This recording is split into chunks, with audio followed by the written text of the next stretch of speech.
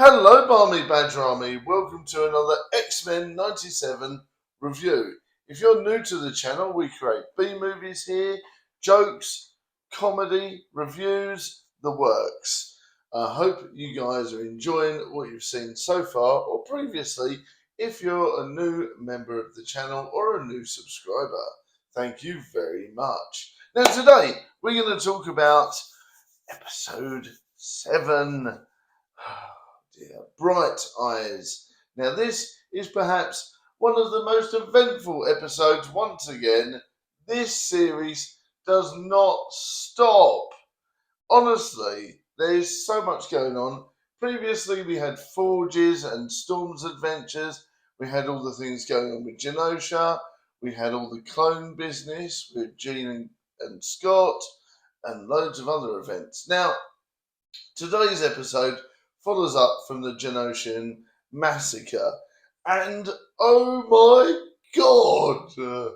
If you thought that things were going to get better there, it's just insane. I mean, I don't understand how this gets even more insane, and it's driving me mad. I love it, but I'm also like dreading every minute of every episode each time. I love it, but it's also really scary. I'm like, what's going to happen next? I mean, this is Peter Parker levels of pain and anguish. Every week, it's like, no, what's going to happen next? And you feel like that with Spider-Man as well. Oh. We open up with, of course, Gambit's funeral. And I tell you what, the way they did it, you had Nightcrawler being the priest, and he did a little chat about Gambit and how he thought about Gambit, and they had all the photos there and all that sort of thing. And it was very touching, and I nearly cried within the first 3 minutes of the episode. I mean, oh my god.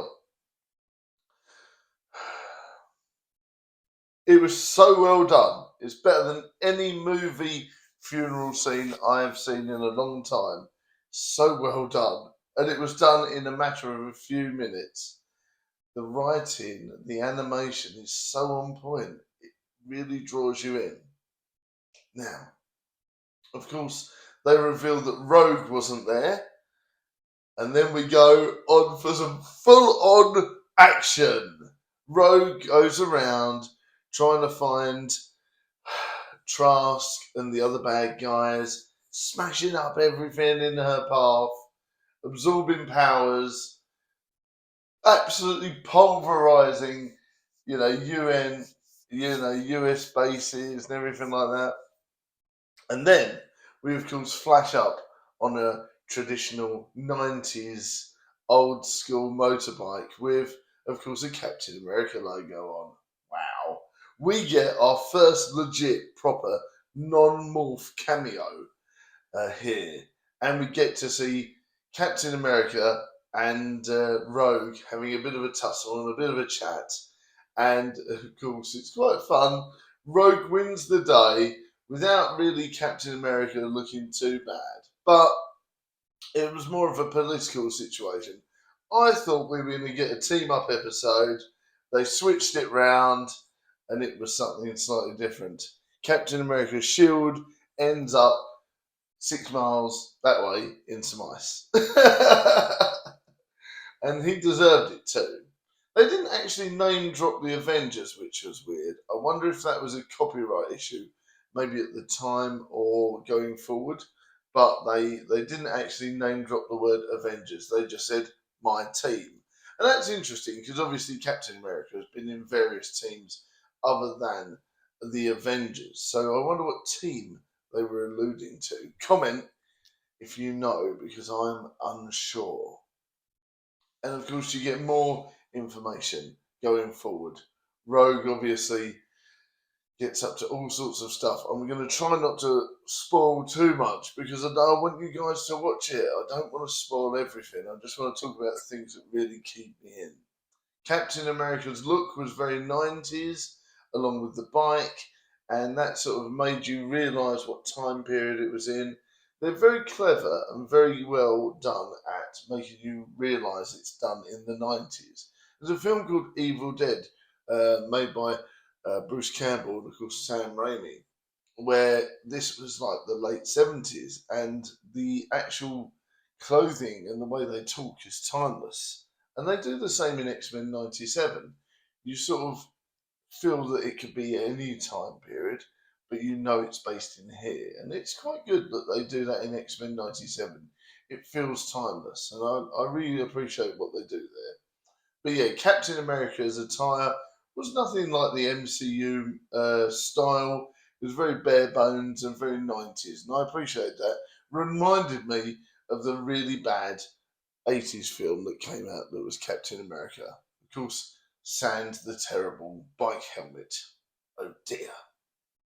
But yeah, there was lots of other stuff happening. Wolverine, Cyclops, and the gang go back to Genosha to help the effort, and oh my goodness, mate, you get to see the real death toll and everything like that. And I could not believe what happened.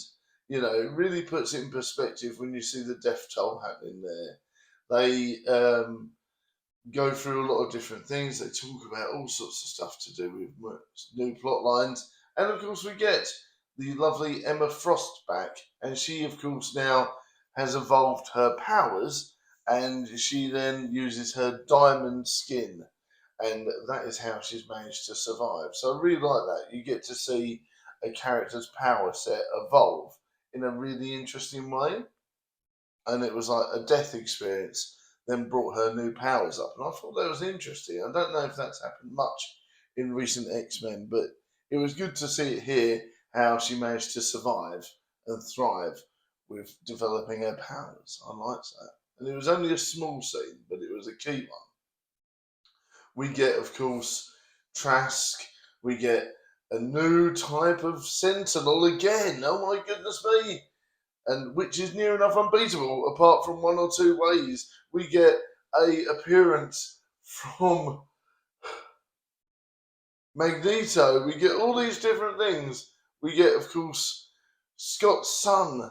We get loads of different things happening in this episode, and it is just so overwhelming, and I love it. And I don't want to tell you any more spoilers. Cable turns up. We get all this cool stuff. And we find out more, the fact that Sinister's have got a lot more to do with this storyline than we thought to begin with. I thought he was just going to be in that one episode, but it appears that he is the master behind all this stuff. It's not Trask, it's not all the other guys that originally created Master Mold and all that. It's Sinister playing around with genetics and creating Master Mold / Sentinel human hybrids. And you think, where is this going? I really need to know where this is going next. What's going to happen?